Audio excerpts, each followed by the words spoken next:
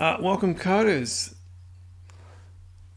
Today I'm looking at a product called AppGameKit Studio. This is the trial version and it seems to be versioned 2009, 08, 05, so it's a wee bit behind today. It's May 2022 at the moment. Alright, so I've heard a bunch about this product. Before I go into this, I'm not doing a review. I'm actually doing a bit of recon about basics in general. I myself wrote a language called PlayBASIC, and we're in the process of building the next version of that. And given that this is a more modern take of the editing environment, I thought I'd take a look at it. And I haven't actually seen AGK Studio before. I've seen AGK 1, this is going back a number of years now. I think possibly AGK 2 as well. As far as I understand it, the difference between AGK 2 and 3 is that, AGK Studio, which is what they probably should have called it, is that they've got this new IDE, graphical IDE. Looks like it's IM GUI, I would say. All the standard style. I have played with the styling a little bit beforehand. Before the colouring was quite difficult to read. It was a light grey to the blue highlight colours, which I prefer, but maybe you don't. So Studio has a different IDE, and I think it has Vulkan support, and I think that's the main differences between Studio and AGK 2, but don't quote me on that. Go and search their website if you want to find that out. So what I've loaded up here is actually this is a standard bit of test code. I've been using this in my own product, PlayBASIC, for a long time. And the reason I do this is so we can get a consistent idea of how the product's performing over time. We spent a lot of time optimizing the runtime, which is so we've got a compiler. In our space, this compiles down to a bytecode. It's a custom format that we of our own, and we have a runtime that executes the bytecode to act out your program as it's being executed. Now, we have secondary tools as well to convert bytecode to machine code, but the basic tool doesn't have that built in. Maybe in the future, but right now it doesn't. AGK actually works the same way. It takes the source code, compiles it down to a bytecode form, and then runs it on its runtime. If I just hit F5 here to run this one, and get a sense of the performance of the tool.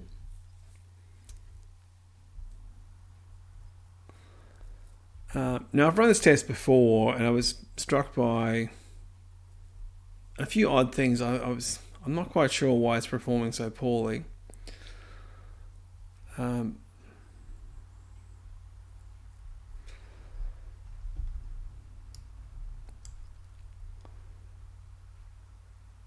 Right, so given how long it's taken, 30 seconds, and the rest of this here is just kind of useless, really. Now I'm shocked a little bit because we're doing 100,000 tests. In other words, each test here is being executed 100,000 times.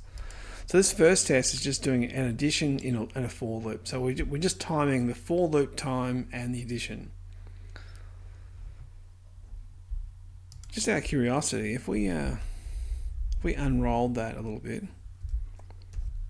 just to see how things go. We have for next unrolled addition.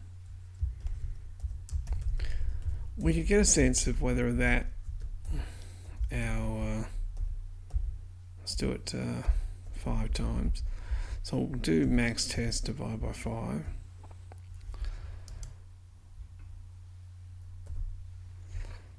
So those first two values are what we should be looking at. Well, there you go. So for next edition, 100,000 loops plus one addition is 12 milliseconds. But if I unroll the loop, I've doubled the performance. So in this case, the 4next overhead is quite considerable, isn't it? It's a lot larger than what I thought it would be. The test will take longer because we've added a secondary part to it, but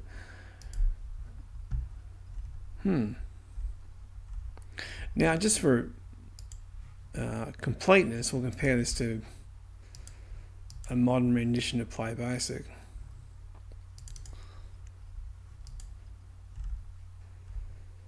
Now, if I set this to just do 100,000 tests, and it's the same loop, the same code, doing this basic stuff in here. It's nothing.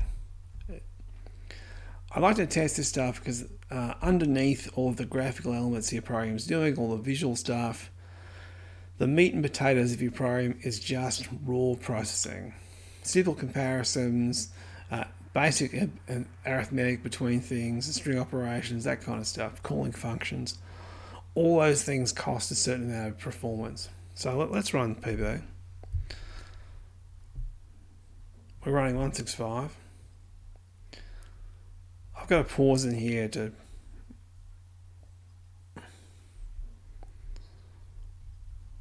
okay, so our addition test is running, we're doing 100,000 loops and additions inside 1 millisecond.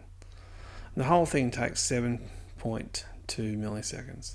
Sorry, 7.2 seconds to run. And just out of curiosity, we'll add that same unrolled thing up here.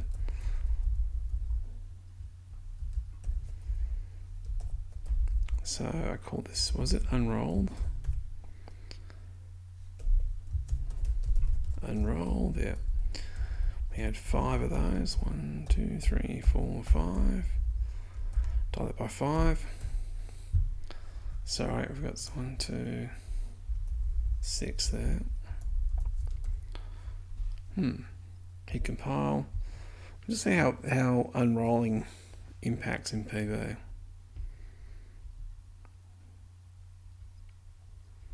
Yeah, got the same discrepancy there because the loop overhead to process a for loop is actually more difficult than what people might be expecting.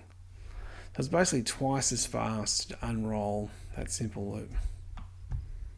Something to think about if you're working in BASIC. And the reason why I spend a lot of time optimizing the basic runtime is to make sure your program can do the things it needs to keep everything up to speed. Otherwise, so you don't have to keep throwing more and more processing power at your application.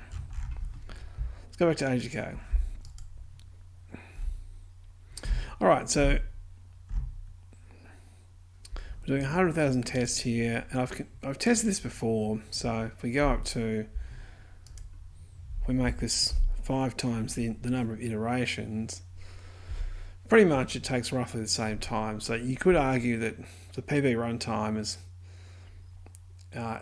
it won't be 1-to-1. It won't be a direct ratio of 5 times quicker, but because certain operations will be quicker than others, and certain operations will be slower, but this all averages out to be roughly 4 to 5 times quicker on the same system.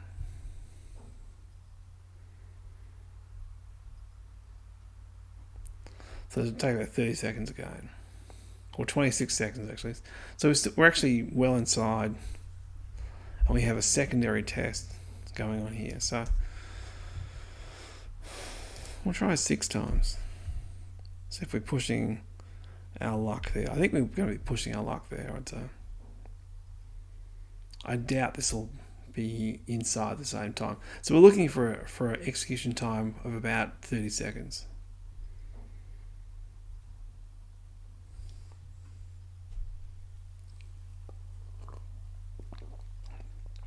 Don't mind me, just having a bit of a drink.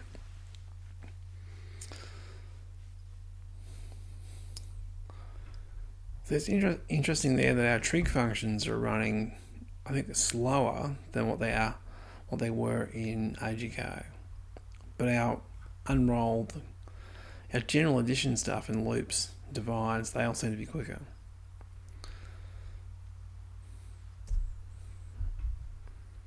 Right, so it's somewhere between probably, you know,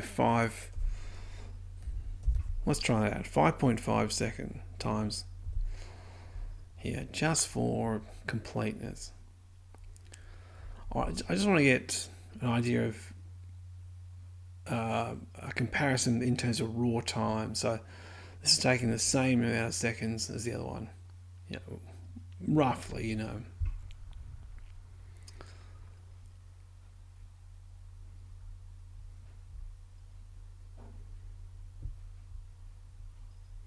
So in the test here, we time each test, and we would just average its time over 200 frames. There we go. It's 29.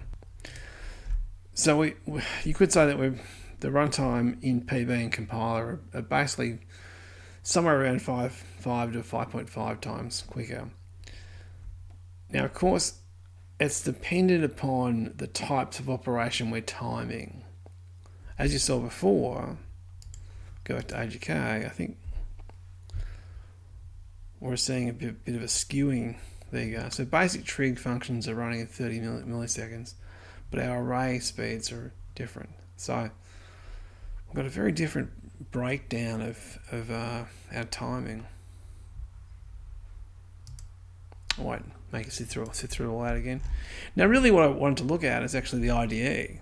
You know, I think the syntax highlighted view looks quite good. It's the standard sort of darker colours with lighter text rather than the light mode stuff we have.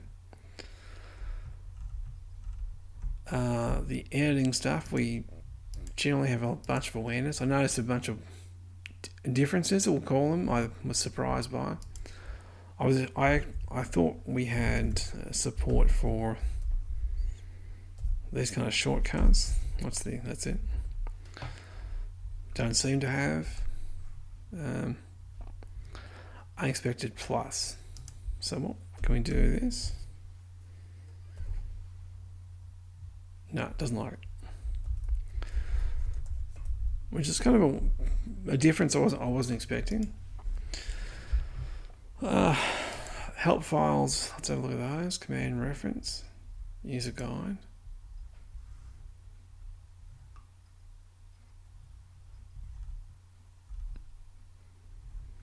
Right, so we've got a user guide that's a PDF.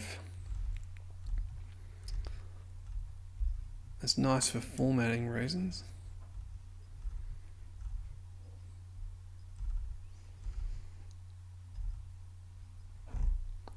I don't know what I'm looking at there. A scene manager stuff.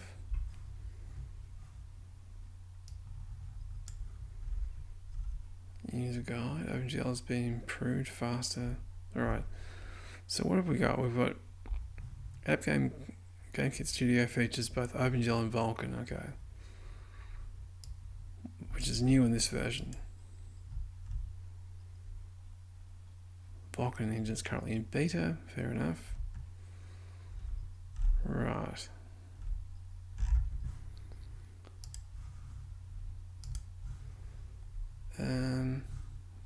There was where are the view? What have we got? Hide line numbers? No. Windows? Hide message window. Show help window. Okay.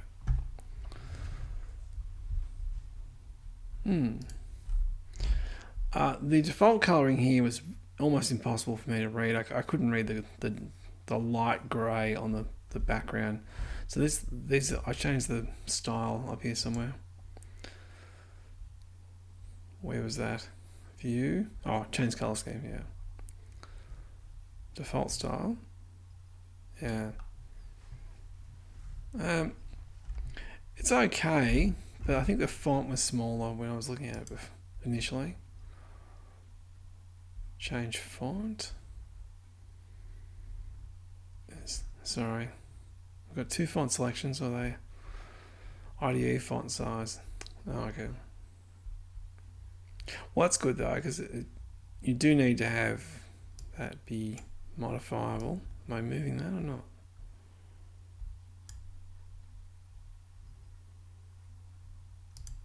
I don't know.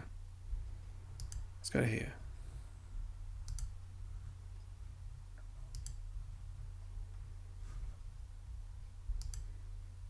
Maybe you can't update that while you're in it. Not sure. That's okay, it's cool.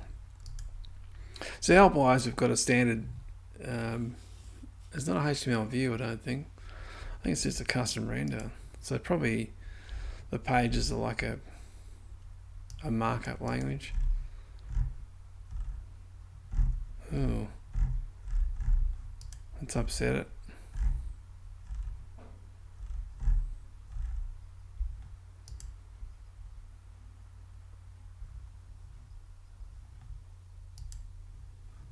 Instruction, home, principles. Yeah, standard scroll wheel stuff, that's comfortable. And it's better when you can see the larger font. Otherwise, before it was really, it's very taxing to try and read. Data types array. I think if you're gonna have a custom view, you want to have like a navigation tree. I get what you get. You've got this, the top. All right, so if I'm down here and I click here, I go back to principles. It doesn't remember where the scroll wheel was. It's a small annoyance, but if you have long pages, and maybe the help files in here don't have long pages, but like so if I'm down the bottom here somewhere, click some image, some link somewhere, go back, I'm at the top all the time. Alright, so if I go, oh, that's good. Sprite collision.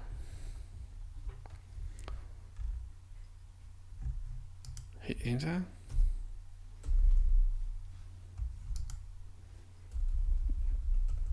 Sprite. So it's giving me every combination. Oh. We're doing a search of the commands, but not doing a search of the documents. So if you want to search for a phrase, how would you do that? It's sounds like a reasonable thing to me. Sprite collision. Do I hit search?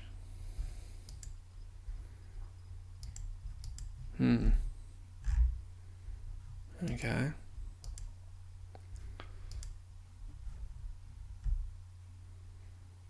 Right, so if I want to find sprite collision, I don't know what this thing is. How do I find it? Well, you wouldn't know what any of those things were there, so you probably might go to commands, I guess. You might have heard what a sprite is at some point. There's a sprites down there. Animation, physics. But underneath it, it actually uses box 2D, so pretty much this is just wrap as a box 2D functionality. Collision. So we're not setting anything about collisions because we're using physics apparently. Draw sprite, get sprite active, hit sprite in screen, image ID, clone sprite, dummy. Yeah, it's all pretty sort of straightforward. Got a load sprite there, so I'm assuming it's like a sprite sheet thing or something.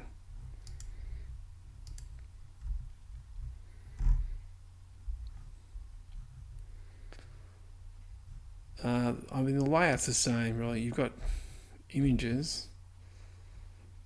Where are we? Image there. Copy image. In fact, a lot of the commands are exactly the same as PlayBASIC. Delete all images. They're straight out of PB.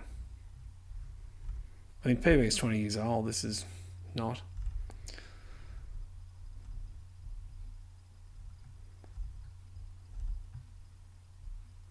Resize, set image mask. Yeah. Well, they've actually done something. They've used the get set. We don't really have commands that use set. I think it's very rare that we do, and it's only to avoid collisions with a function name. Right, that's all right. What about... All right, so if we go to get image width, we don't have any... if I go back, what I'm trying to get to is there an example I can just click on and load and show me something in the help files? Load image, let's do that one. Integer, load image.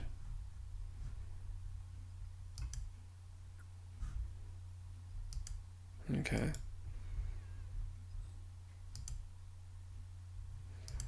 No, I just want to, can I just paste that?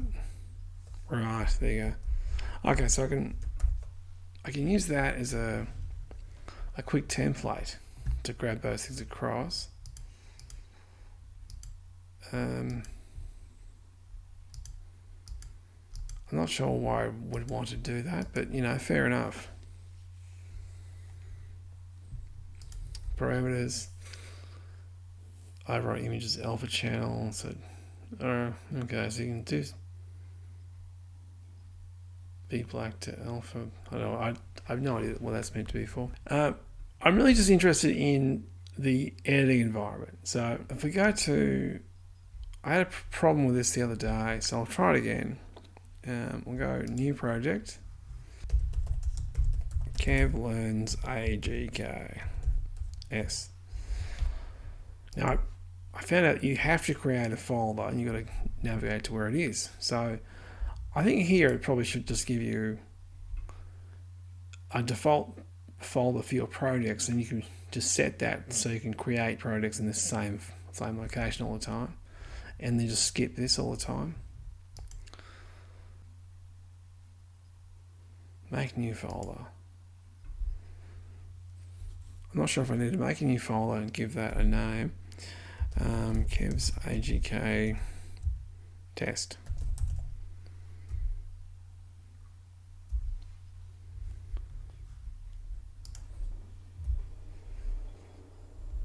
I would have thought that it would name that my project name, but you know. Alright, let's not dwell on that. So I created it, that's good. If you don't give it an appropriate place to write the folder, it just doesn't do anything. So we've got some boilerplate here from a default project. Look, it's nice that it's customized those things for us. That's good. Which is just a replacement as the code gets imported. But fair enough. Alright, let's play with the syntax highlighting. I know this has some support for those. If I go print, alright, there you go. So as I type, so that's weird though, isn't it? See, it's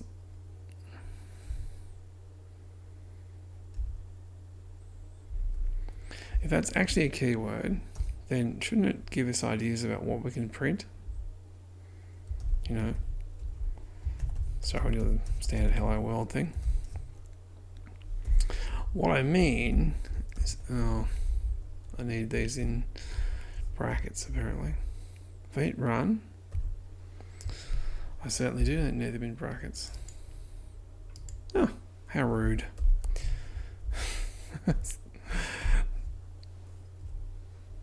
Yeah, fair enough. Fantastic. Alright, so if we have types, if I go, type, I don't know, my vector or something.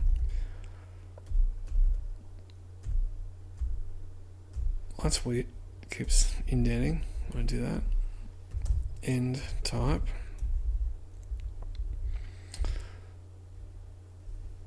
I just go X, Y, Z.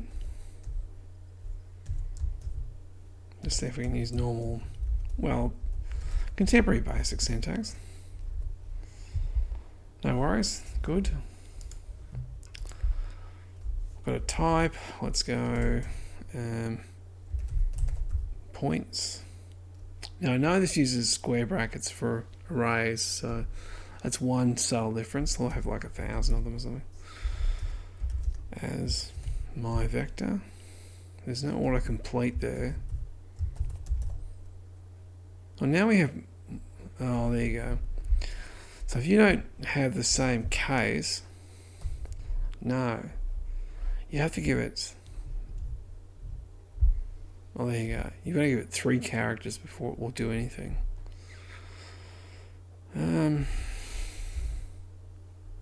Yeah, I guess that's not too bad.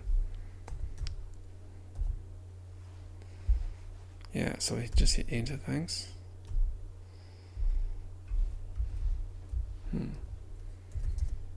For loop equals not to 1,000, thanks.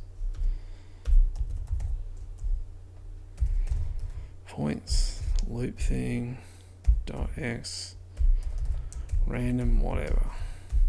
Well, try rand, yeah.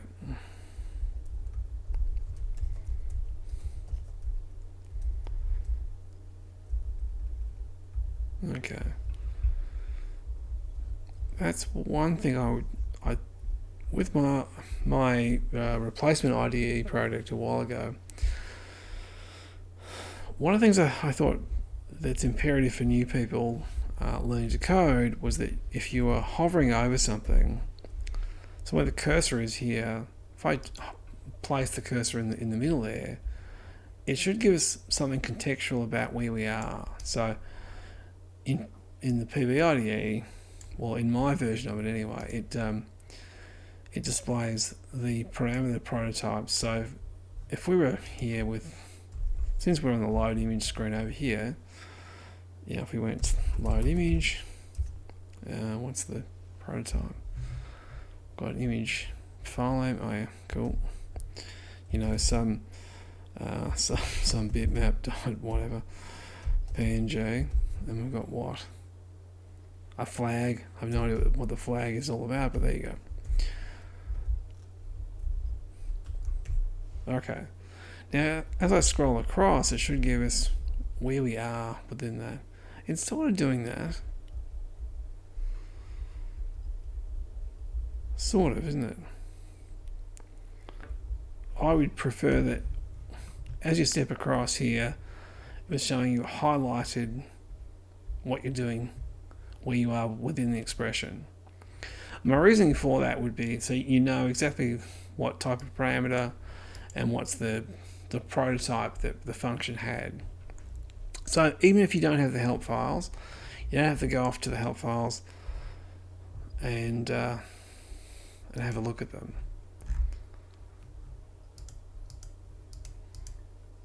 How do I go back with those things? Oh, nope, sorry. Windows, there we go. Should help. Yeah, good. Right, so you can just do the hover on something, hit F1. Yeah. Which is, you know, that's perfectly fine, but to me, you really have to get live feedback about stuff. So if I right click this, I'm getting some contextual information about the cursor. Find references, find references in all profiles, add watch, delete watch, indent block, outdent block, help, bookmark, toggle, read only mode. Don't know what that's for, but what do we normally have? Toggle all those, view, default style.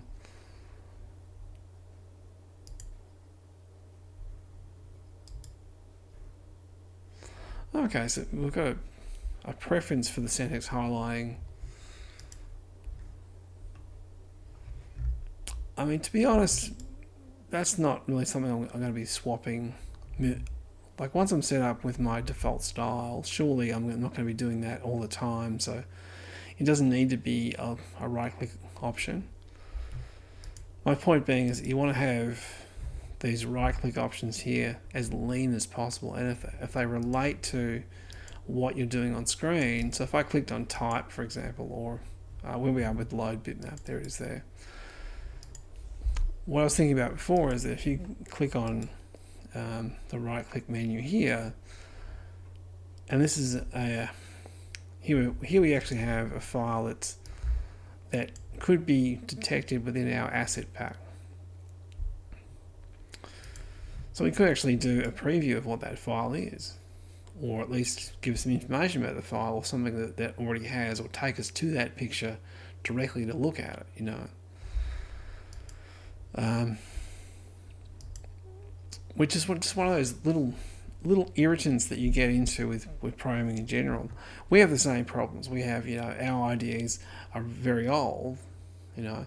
It was good for the time, but today we need to do more things, and that's why I was interested to see this.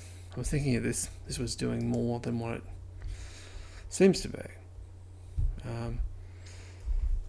So was this, were type fields, were they actually coming up? Okay, so if I go get off that, if I hit right, if I hit Z, I think it's too short. We need longer fields. This is cool.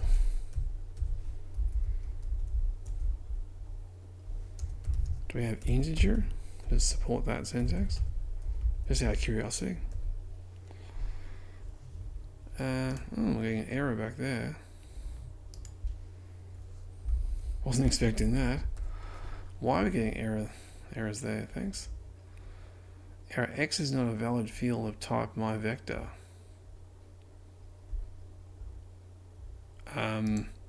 Oh, once it's hash. Rand is not a recognized function or command. Oh, I thought it was. Is it just R&D? No. Sorry. Oh, it's random. Okay.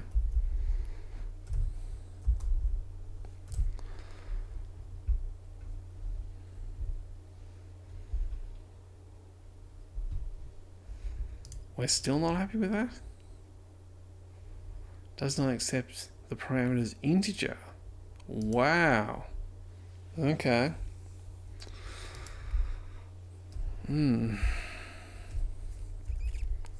That's why we have automatic typecasting, to stop this kind of fastidious garbage. Does not accept. Sorry, what? Where's random? Thanks.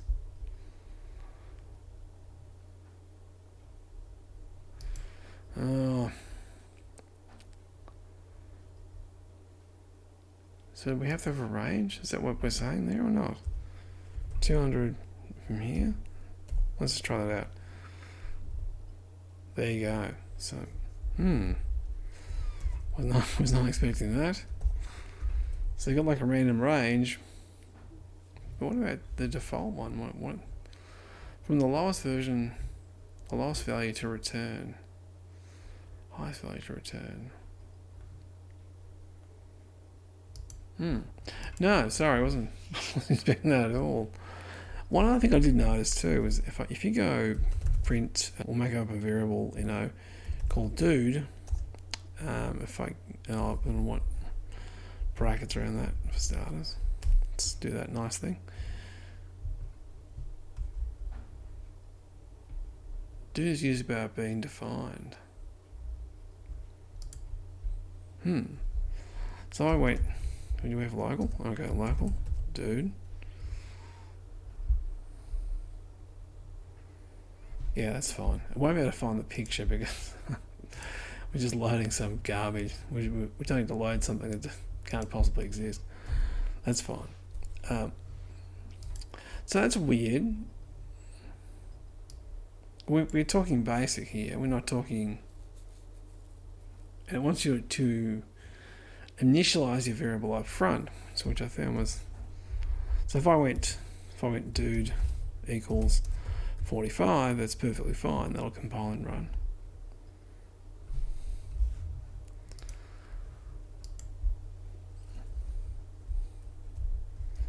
see how smart it is.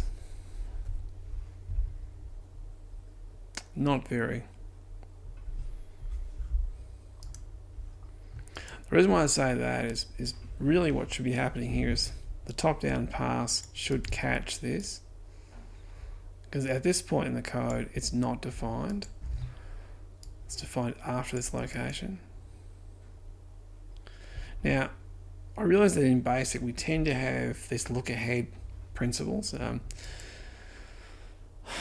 You know, the classic thing about where's our, we'll try it with our array. Can we do this, for example? And this will tell us when this is detected during compile time.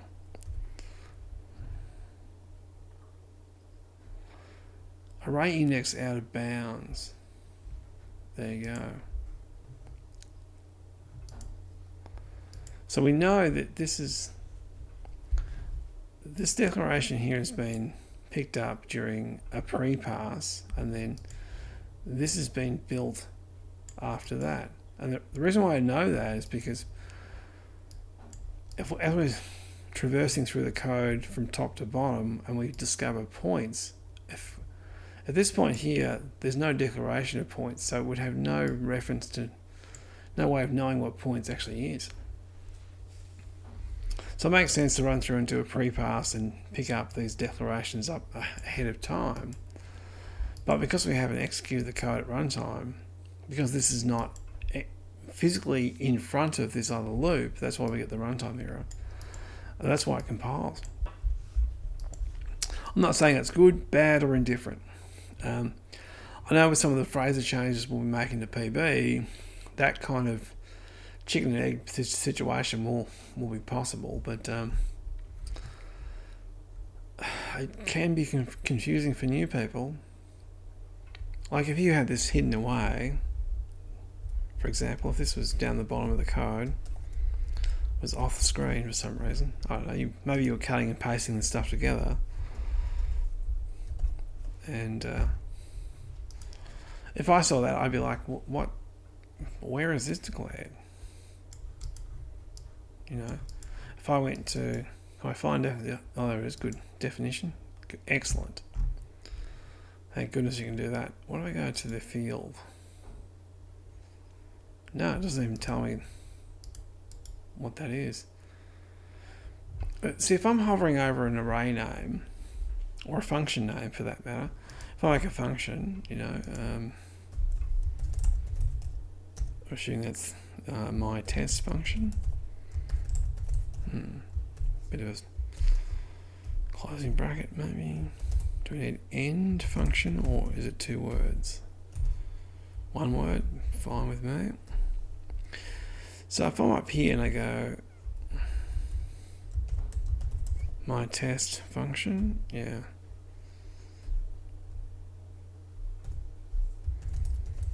That's good. At least if you write these large function libraries, you can pick up these parts as you're writing them. I like that. Hopefully you can just pick that and go to definition. Excellent.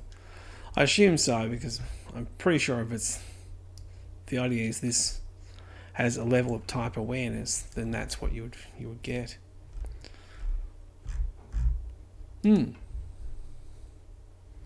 What are these things at the top here? Okay, so if we have a bunch of functions, we can get a drop-down list of them. Variables, points. Alright, types. Yeah, okay.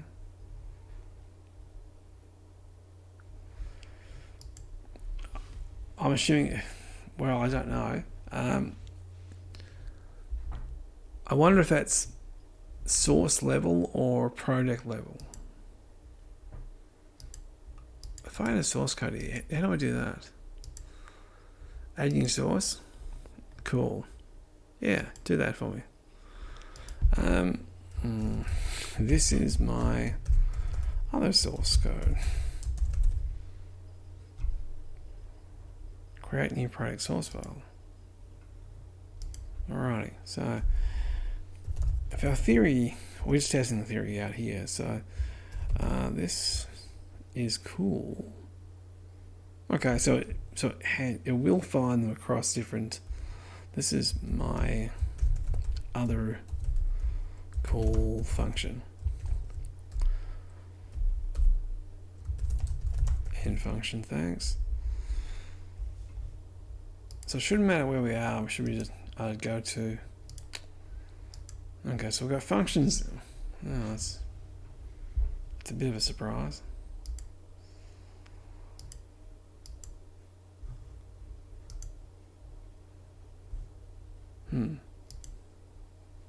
No, it's okay. I was just kind of anticipating that would take you to,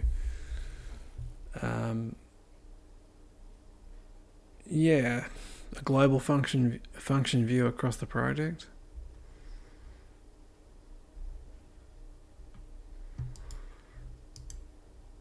I guess it doesn't really matter much. I mean, if you're working within the same part here, and this is aware, so if I go to this, yep,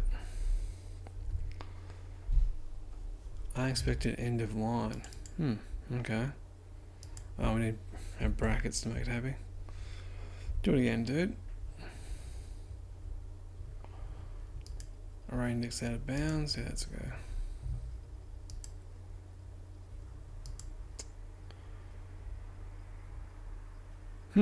Okay. Shouldn't. See, if our project has two source codes with it, and we can see this bit of source code clearly from, we can see the main from here, why are we not? So I just went blah, blah, blah, blah. Shouldn't that give us a syntax error?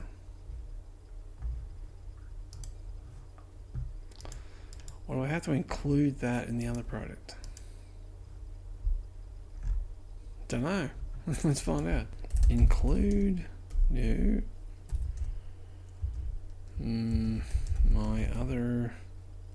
Sorry, this is my other. This is my. Oh.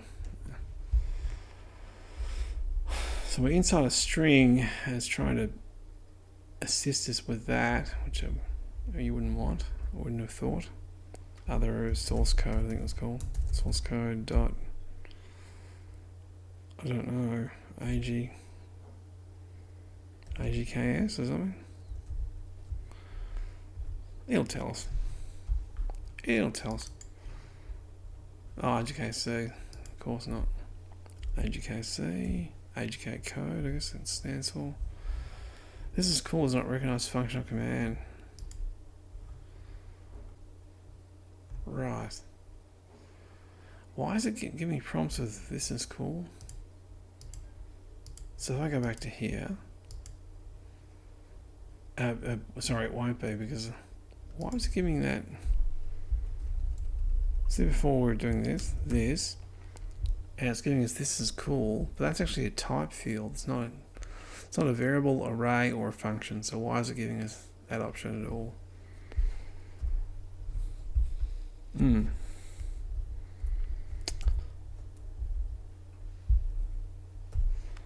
I don't know if the. Okay, where is it saying that? 6, thanks. Huh?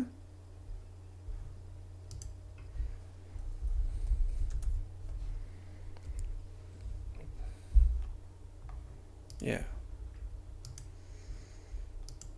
All right. Might have to read the help for the structure of these projects. Language, commands, examples. Language include, actually, it's the first one there. To simplify your main program by writing subprograms, reusable independent functions. All right. Be aware the include source code is appended to the end of the program, so if you include any code that isn't part of the function, it will run in the main program. Oh wow. Yeah, that's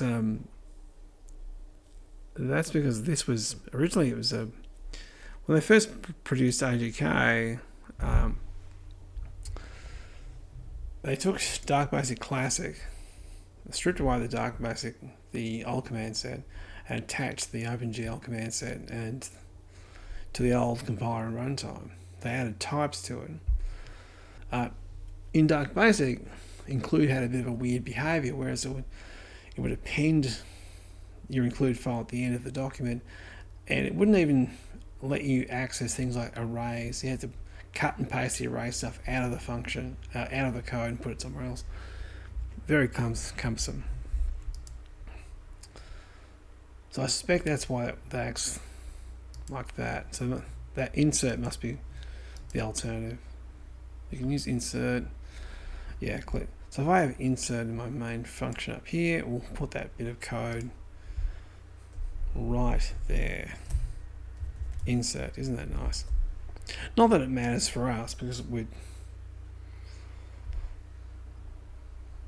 our example already says, how can I see what it's built?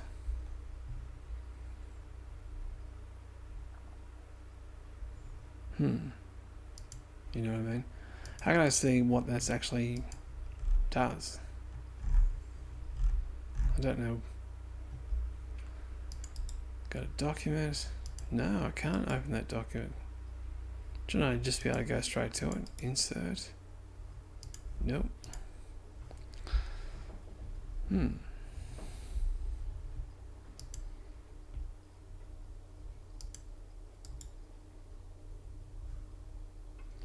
It's like current project, open Explorer, add file the project, expand, collapse. I don't know. I was expecting if I added a source file to our project, then they would all be appended to each other and built. So if I would just have a bunch of commonly used functions that are dragging between projects, like you do in most basics, and you effectively create your own little APIs. Then your code calls against your API generally, rather than the internal command set, which means that a lot of your central logic can be independent of the language it's written in. That's kind of a weird behavior. Don't know. Surely it's in the help files there somewhere. I don't know, mate. I don't know. Look, from the brief usage I've had of this tool, I find appearance-wise, you can see what they're going for, right? I think the edit box is perfectly fine. You've got most of the basic functionality that you need in these kind of things. Oh, well, there's not a collapse. I was assuming there would be, actually. Which is like a common request from people. Collapsible functions. We've got type awareness. We've got autocomplete and stuff in there. We've got highlighting generally. Yeah, I can think of some other things that I would personally want to have in a product aimed at beginners or independents in general. But that's neither here nor there.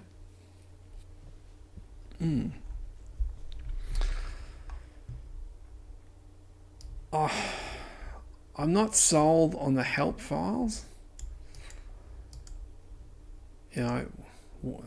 We have HTML help files. So if we go back to here, for example, open this up. It's a very primitive looking dialog, fair enough. And the reason we have HTML is you can append examples, things to things. So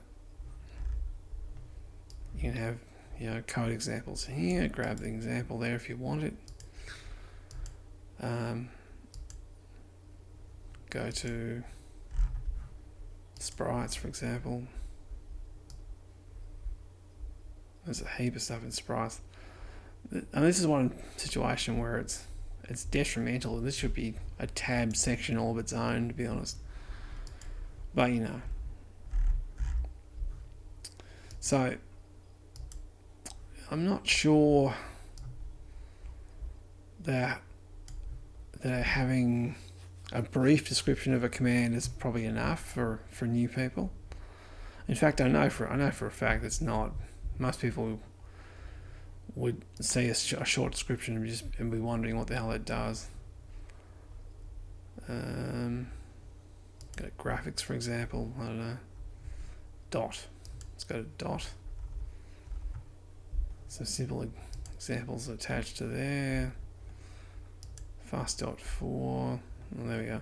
So this example, sorry, this page has an example attached. So you can just load that into PB. Hit run. And it's filling the screen with dots individually. Different modes of dots. Dot fills are 70 frames per second, 60, 80, yeah, and 100 frames, well 90 frames per second. And that's doing a brute force fill. So we're just doing a for next loop and just doing dot plots. But getting back to AGK, I could see what they're targeting. It has a real sort of Visual Studio-esque kind of feel about it, and because Visual Studio it's pretty much the de facto for a lot of people, and particularly in education, a lot of people are introduced to coding through Visual Studio now, which is really kind of crazy, to be honest. My objection to that is that these tools often become overly, they're just visually complex to look at. We've got a lot of things happening on the dialogues here. My first impression of it was quite nice, but as a user, as I mess around with it, even though I haven't done anything with it, as you can see, I've done nothing with it, I wouldn't want those things there. Like the help files, okay. Like it's nice I can dock those off. That's fine. I can probably get rid of the bottom windows here and make some adjustments, and that's all good. And I like the colouring actually. I like the actual dark theme. That's good. I don't know if I need the project manager to always be there. You know, you probably could get this down to basically a window where you've got very simple controls on the side.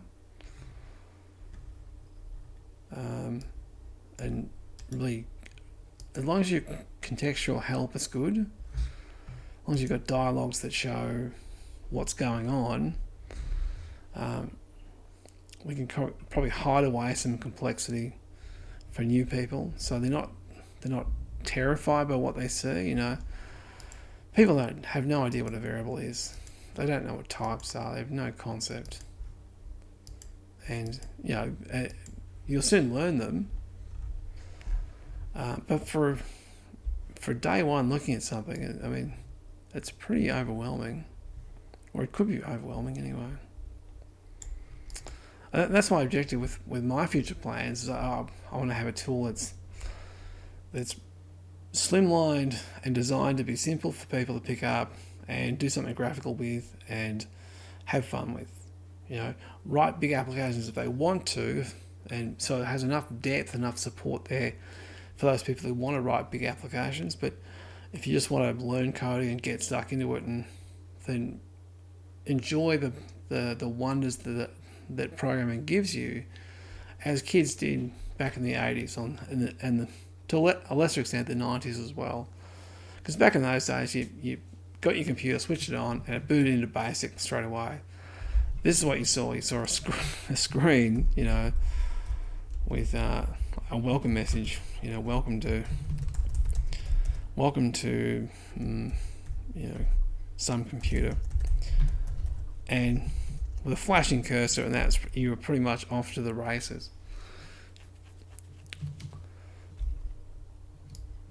Now, the reason why I say that is because kids back in those days, with languages that only had a handful of commands, sat down, deciphered how to use it from the manual, because the manuals are quite good. By today's standards, they were actually quite good. They had descriptions of what things did, had hardware descriptions of stuff for people who wanted to go further than that. But they were simple enough that they weren't terrifying to people, you know. That's what I want to make sure we try and avoid. I want to make sure that the tool is simple, customizable and has as many of the mod cons as possible in it. Yeah, so it doesn't feel like an old tool. It feels like a contemporary tool, but has support for a wide cross-section of computers. Because most modern languages, like AGK here, because of, like, Vulkan's a new interface, so if you don't have Vulkan support, you can't run any application written in it. I'm not even sure how you even enable that, actually. Let's go back to the help files. I should have read that, shouldn't I? Yes, I should have read that. You know I didn't read it. Where's it gone? Windows. There it is, sorry. Show help. Vulkan OpenGL. Right. How do I know if it's Vulkan? Language, upgrades, examples, commands.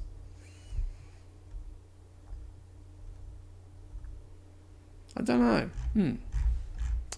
I have no idea, actually. Not a clue. It might not be in the demo. I mean, who knows? Core, maybe? Display. A lot of display stuff is top left margin. Have some ideas about improving those, but hex to base 64. Enable clear color. Don't know. Clear screen. Clear the screen of the current. If you're not clear, contains the screen buffer. Find, okay.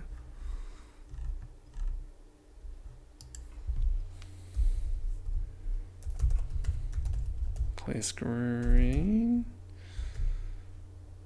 But there's no color, so I don't have a choice of color. And our index problem's still there as well. That's fair enough. Anyway, so I want to wrap this up. This is just my impression. I'm not doing a review. I think generally we are heading in different directions.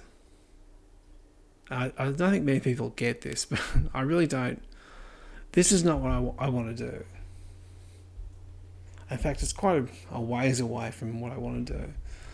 The principle of having multi-platform, we've done this already. We had a prototype of exporting to HTML about over a decade ago. No one cared. Just how things went. We do want to have an ability to export from not just Windows but onto other platforms. Yes, we do want to have that, but I want to make sure this thing's as simple as possible. If that means leaning down the command sets and changing some of the way command sets are, I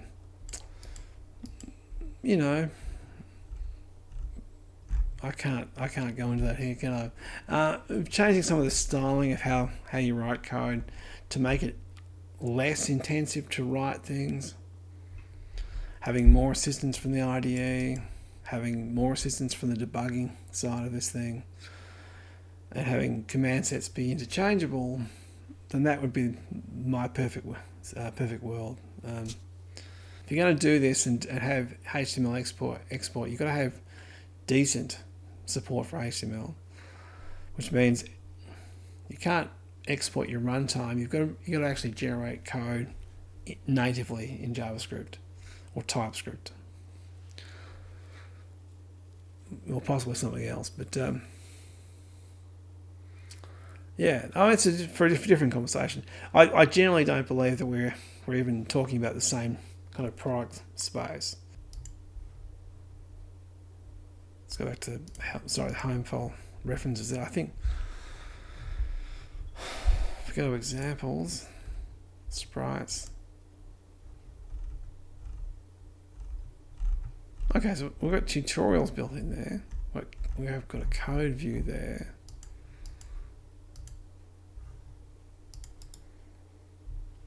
Paste. Okay.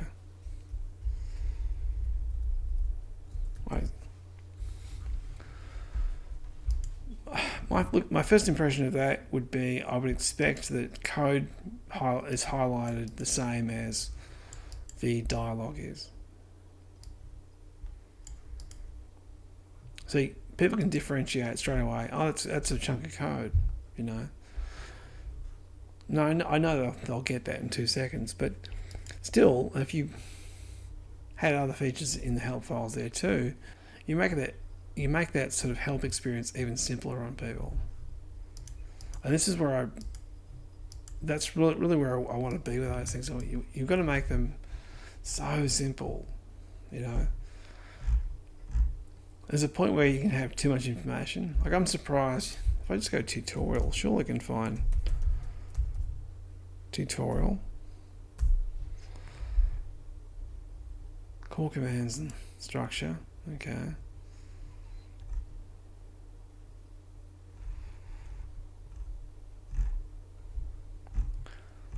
So I'm guessing the documents are pre-processed into some sort of, you know, square bracket format and a little database to find things up here. Well, that's cool.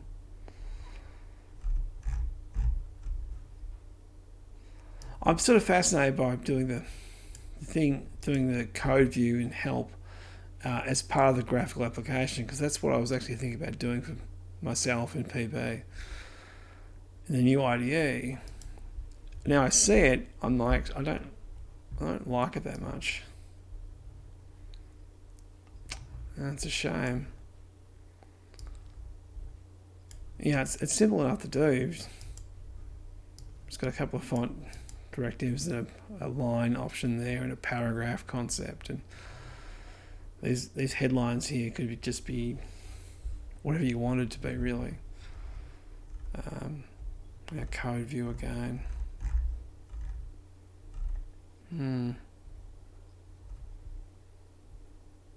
Yeah.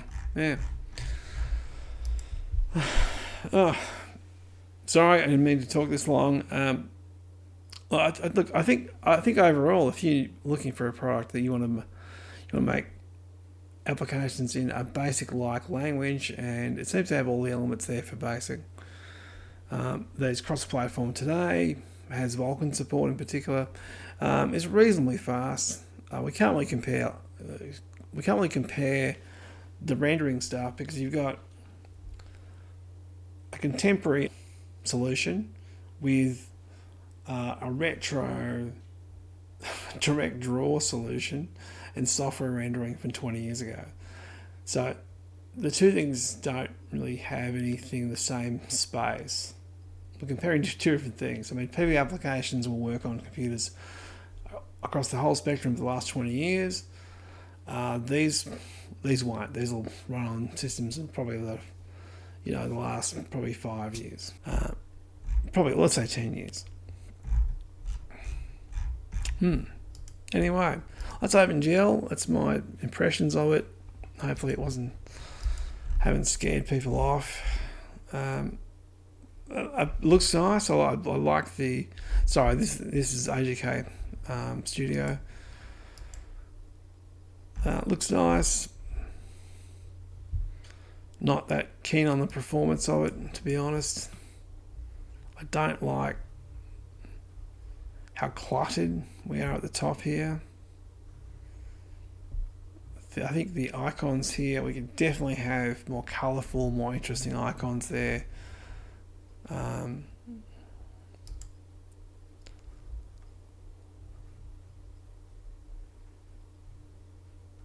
Okay.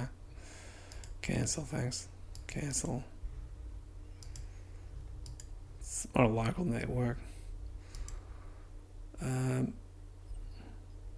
What's FPS run? Broadcast. Word count. Why do you have a word count function? Just saying. Yeah, think of it like this. What does that do for a person who's learning to code? They've got an extra tool there that does nothing. I don't know what that is. Install additional files. All right. Okay, so you can Comes with a set of projects, native libraries. By default, there's a located studio installation folder.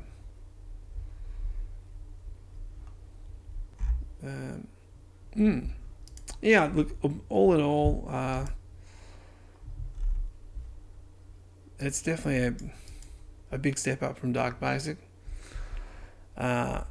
It's a sidestep away from DarkBASIC Classic and DarkBASIC Pro, that's for sure. I can see why a lot of people who were fans of DarkBASIC Professional would find this kind of awkward. A different naming convention straight through, different sort of brackets being enforced everywhere. So you would need to have a tool that encouraged people to move between DarkBASIC Classic and this. I would have thought that would have been a no-brainer, to be honest. Something that just ran through and did, basic syntactical changes would be beneficial, because people could move their code across and get most of the annoying changes made for them. Unless this can import code. I don't know if it can. Can't see anything where it says that it can anyway. Maybe it does, I don't know. Look, I know it's kind of being a pain in the backside about that, but one massive reason why people don't move between languages is that it's a nightmare to do. And even though basics are, the similarity between them is generally, relatively high in that core command set, once you get outside of that, it's a free-for-all. I haven't seen one basic that's used random here. Normally it's R&D or RAND or that kind of thing.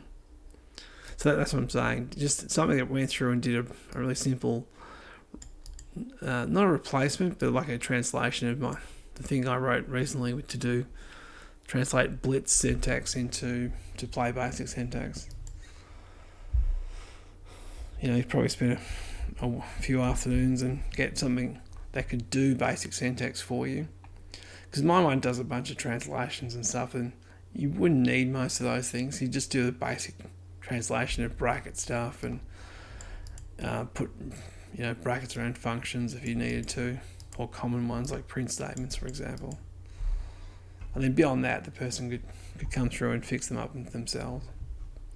Because the goal wouldn't be to make it a translate and compile perfectly. It would just be to, hey, we'll clean up the code a bit for you so you can get going with your project quicker. Anyway, that's enough for me. Thanks for watching, and I'll see you next time.